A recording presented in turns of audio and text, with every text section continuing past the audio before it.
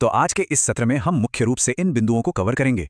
भवन और जनगणना मकान में क्या अंतर है, ऐप में न्यू और रिपीट का सही इस्तेमाल, मकानों का सही वर्गीकरण, बंद और खाली मकानों की एंट्री कैसे करें, सिंक किए गए डेटा में गलती सुधार कैसे हो, और अंत में कैसे आपका सटीक डेटा एक बेहतर भविष्य बनाएगा।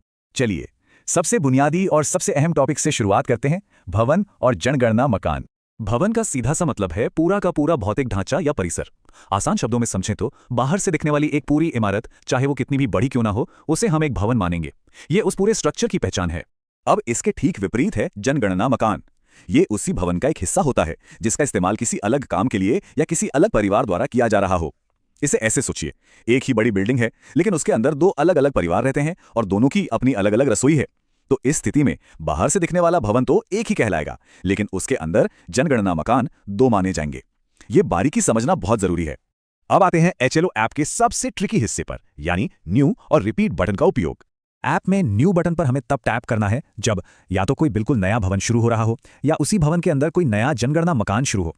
इसके अलावा अगर वो जगह इस्तेमाल की एक बिल्कुल अलग इकाई है या वहां कोई अलग परिवार रह रहा है तो आपको बिना सोचे न्यू ही चुनना है।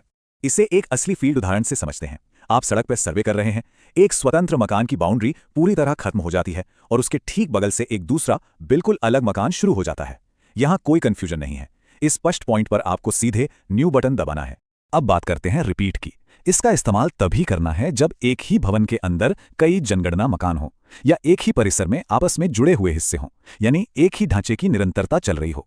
लेकिन यहां ध्यान रखिएगा, अगर आपने गलत जगह रिपीट दबा दिया तो आगे की पूरी नंबरिंग का सीक्वेंस टूट जाएगा। ये एक बहुत बड़ी गलती है जिससे हमें हर हाल में बचना है। चलिए आगे बढ़ते हैं और समझते हैं मकानों का सही वर्गीकरण। संपत्तियों को हम मुख्य रूप से 3 श्रेणियों में बांटते हैं। पहला, रेजिडेंशियल यानी आवासीय, जिसका इस्तेमाल सिर्फ रहने के लिए होता है। दूसरा, कमर्शियल यानी व्यावसायिक, जो सिर्फ दुकान या किसी बिजनेस के काम आता है।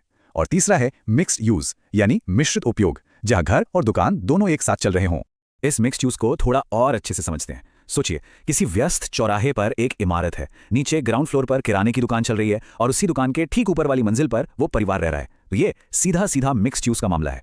फील्ड में अक्सर कुछ ऐसी गलती हो जाती है जो बहुत भारी पड़ती है, जैसे कि किसी रेजिडेंशियल मकान को कमर्शियल मार्क कर देना या दुकान और घर को अलग अलग ना पहचान पाना। कई बार लोग गलत फैमिली सीरियल नंबर भर देते हैं या किसी बंद मकान को चालू यानी ऑक्यूपाइड दिखा देते हैं। और हाँ, जहां रिपीट करना था वहां न्यू दबा देना। याद रखिए, आपकी स्क्रीन पर हुई ये छोटी छोटी गलतियां आगे जाकर बड़े डेटा फेलियर का कारण बनती हैं। अब एक ऐसी स्थिति की बात करते हैं जो फील्ड में बार बार आती है, बंद और खाली मकान। सबसे बड़ा नियम यह है कि अगर आपको कोई संपत्ति बंद मिलती है तो उसे बस ऐसे ही छोड़कर आगे नहीं बढ़ना है। हमें रुककर यह पता लगाना है कि असल स्थिति क्या है। क्या वो मकान सिर्फ कुछ समय के लिए यानी अस्थायी रूप से बंद है? क्या वो हमेशा के लिए खाली हो चुका है?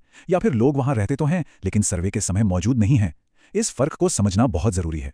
आस पड़ोस से जानकारी पक्की करने के बाद ही ऐप में सही ऑप्शन चुनें। अगर मकान पूरी तरह खाली है तो उसे वेकेंट की श्रेणी में डालें। अगर लोग रहते हैं लेकिन उस वक्त ताला लगा है तो लॉक्ड चुनें। और अगर वो कोई ऐसी जगह है जो रहने के लिए बनी ही नहीं है तो उसे नॉन रेजिडेंशियल मार्क करें। अगला हिस्सा बहुत अहम है, सिंक डेटा और गलती सुधार। मान लीजिए डेटा सिंक हो गया है और फिर आपको कोई गलती पकड़ में आती है, तो सुधार के लिए 3 स्टेप्स हैं। सबसे पहले ऐप में एडिट विकल्प चेक करें।